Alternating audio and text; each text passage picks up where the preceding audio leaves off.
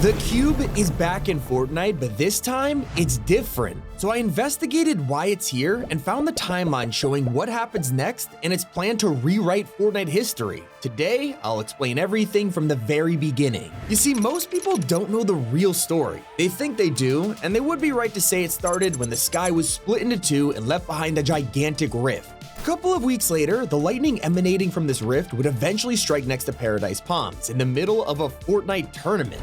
What just happened? People kept trying to understand what on earth this gigantic cube was doing on the map. They were so confused that the mods of the subreddit had to ban the word cube just to stop the spam, so the fans got creative and nicknamed it Kevin just to get around the filters. The name stuck, and we'd watch him week in and week out rolling around the island, stamping down these strange symbols. Entire websites and fan forums went online tracking every movement, and they calculated that his final destination was Loot Lake.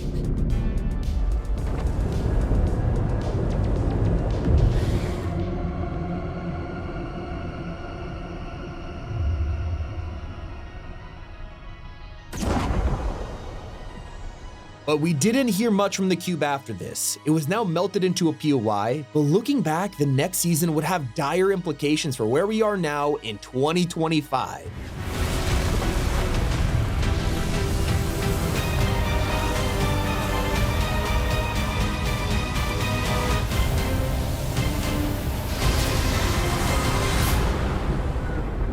So Darkness Rises saw Kevin emerge from the lake carrying the entire POI with him and floating in the sky. Just like last time, we had to follow his tracks as this new floating island moved around the map constantly, and fans quickly realized that Kevin was going back to all of the runes he had placed a few months before. With each rune that he revisited, Kevin absorbed power from them and became larger. After all 7 runes were absorbed, the next phase would begin. And think where we are in 2025, because this cube event would kickstart Fortnitemares 2018.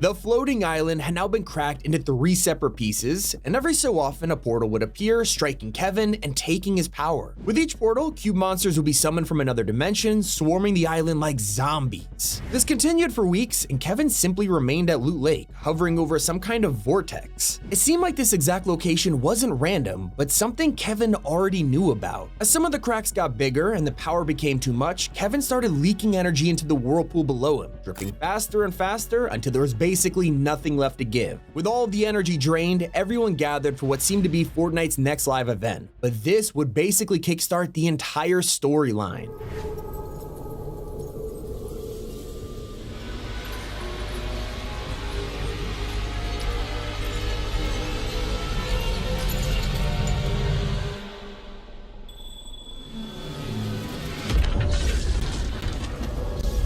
Now, at the time, this was completely unexplainable. Where did we go? What happened to Kevin? Why was there a rift butterfly? What did all of this mean? All that remained of Kevin were some rocks covering up the place his vortex used to be. Clearly, something was underneath this grass, and he tried to break into it, but we just didn't know what. And for most players, we all assumed it would be the last time we'd see this cube. After all, he felt like more of a side character whose job was complete, but it wasn't. From this very moment, Kevin will begin to make appearances for the next half-decade. A season after the butterfly event, we had moved on to a new villain, the Ice King. He arrived in a floating orb over his castle, also collecting power to prepare for a snowstorm. But take a look at the king in replay mode and you'd see that he was holding a fractured piece of the cube. More live events would follow throughout Chapter 1, revealing that there was something inside of Loot Lake after all. The very same spot that Kevin exploded was a vault containing this orb we called the 0 Point, and the inside of this place was very similar to where we appeared in the butterfly event. What we gathered from this was that Kevin was sent here to track down the vault and then break it open. So he was now responsible for kickstarting the story, powering the Ice King, breaking open the vault. I mean, this side character was one of the most important beings in Fortnite history.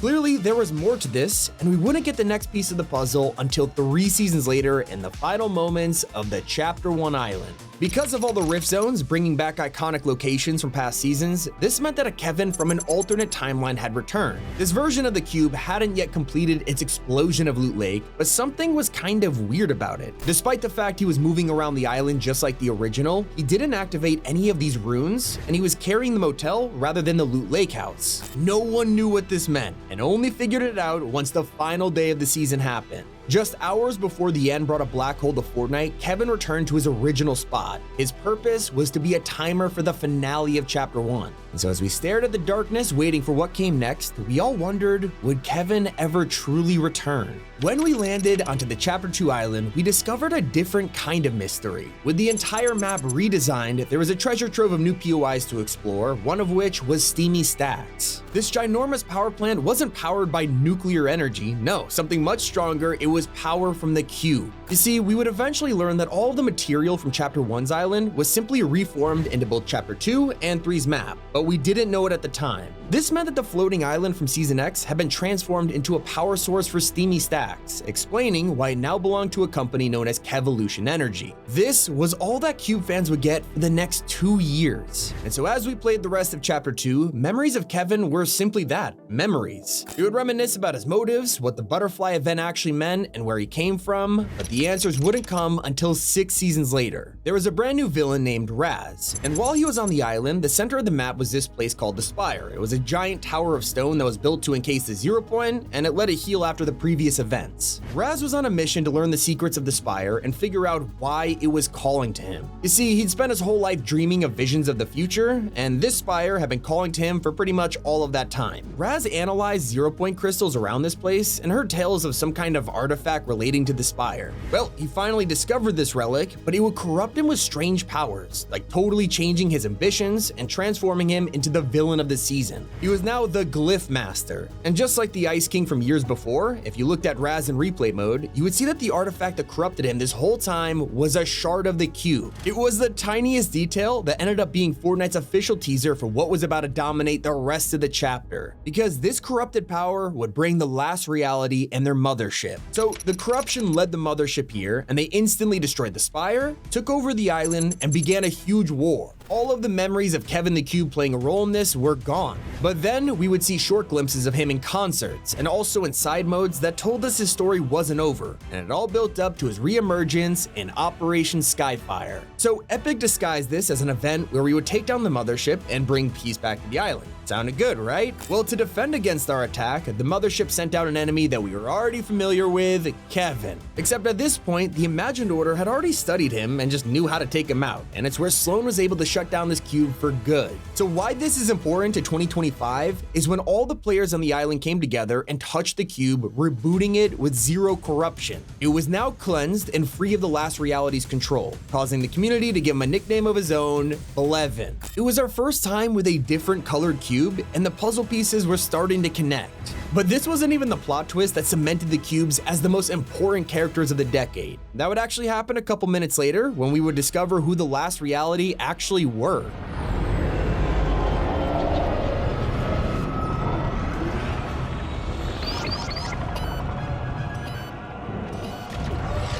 We were so overwhelmed by what we had just seen that no one even noticed the golden cube glowing from the back of the room. Instead, we were witnessing their army falling down towards the island, and it prepared us for one of the craziest season themes yet, Season 8, Cube.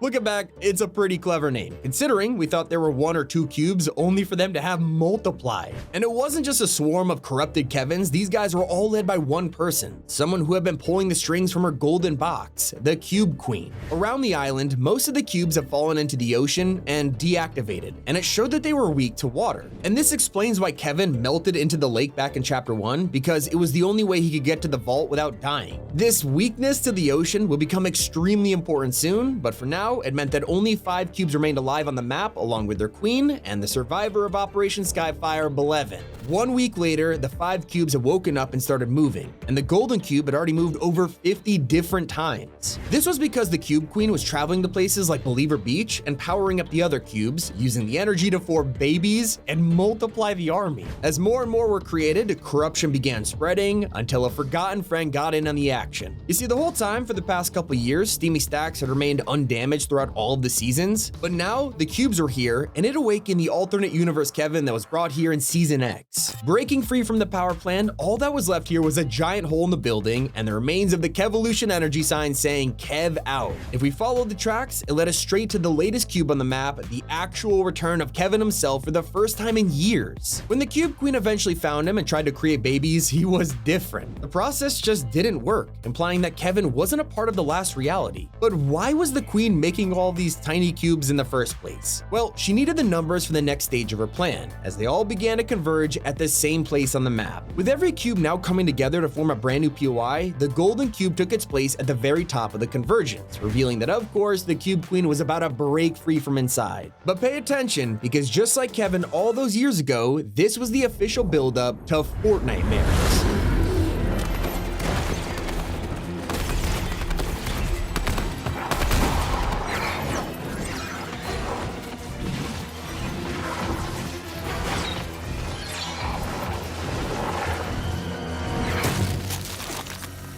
The time for games is over. Leave nothing behind.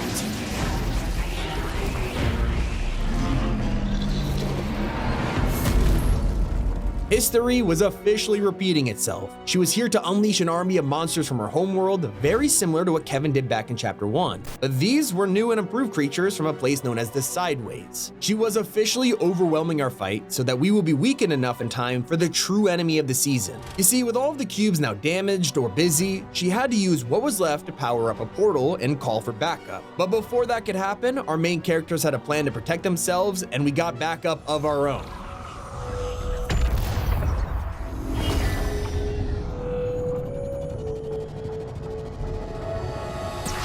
So with the cube that we were able to get on our side, we could hold off whatever was coming long enough to save the island. Blevin was our hope, and now it was time for the portal to open, revealing the full power of the last reality. But sadly, Blevin couldn't handle an entire invasion on his own.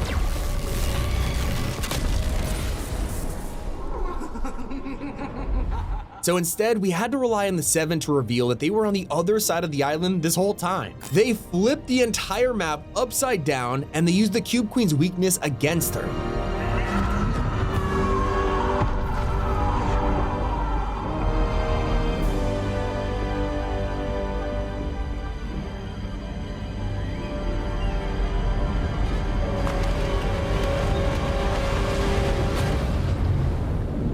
Last reality had been defeated for now. And so with the portal closed and the army decimated, it was time to turn over a new leaf and explore Chapter 3's many mysteries. With the cubes playing such a gigantic role in every major story event to date, it seemed like we had so many unanswered questions. What was the cradle in the sky? Where was all of this going? Instead of answers, we got even more questions in Chapter 3 at a POI known as the Joneses. Because if you went into one of the buildings and looked at this desk, you would see a small figure of Blevin, remembering his contribution to saving the island. But look closer and you'd spot a selection of 3 dice. A purple cube referencing Kevin, a yellow cube for the Queen, and then a mysterious third one that was red. We had never seen a red cube before. What were they trying to tell us? Then, a few seasons later, it emerged that one of the members of the Seven, the Origin, had a very interesting backstory. This whole time, he was actually the Cube King. And after a bombshell like that, for the next 3 years, the Cube, the Seven, and the entire story that had led us up to this point vanished. It was now December 2nd, 2023, and Fortnite brought back its most iconic season, the return of OG. Not only were we dropped in the exact same place we remembered from 2018, but we got to look over the horizon and spot Kevin the Cube's floating island exactly where we left it. But this time, something was different. You see, back in the day, this island was on a mission to break into the vault and take the 0 point, but it ran out of energy right before it could succeed and exploded. That didn't happen this time around. Instead, the cube successfully extracted the 0 point, and it was a rare look at what would have happened if Kevin did his job all those years ago. Then, the island and Kevin vanished once again for another 2 years. We all thought it was over, but in 2025, I've realized it's just begun. So as you know, we now have OG as a permanent mode, and for the last 8 months, we have watched as each season has repeated itself, including the live events. This meant that back in July, fans got to reunite and watch the rocket launch all over again. Except there was one major difference. We had officially come full circle. The origins of Kevin were playing out all over again in real time, but the rift that brought him to the island was now bright red. Just like 2018, this rift would now spend the next few weeks expanding and bringing objects from all over the universe to and from OG. We watched as the motel sign appeared in Reload, the Durr Burger showed up in Blitz, and Tomato Head rifted to BR, linking all of the major modes together for the first time in storyline history. The giant rift continued to shrink just like before, slowly gathering its power at the corrupted center. Then suddenly, lightning strikes began once again, this time bright red, wiping out each cactus one at a time like a clock, and then it happened.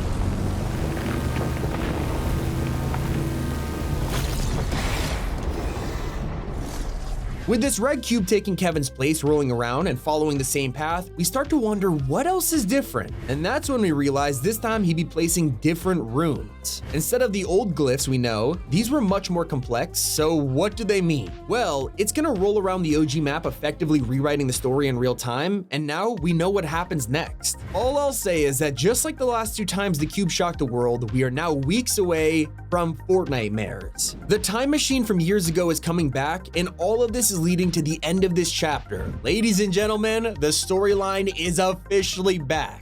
It has been Tommy, it has been my pleasure to make this video and keep it here on Top 5 Gaming.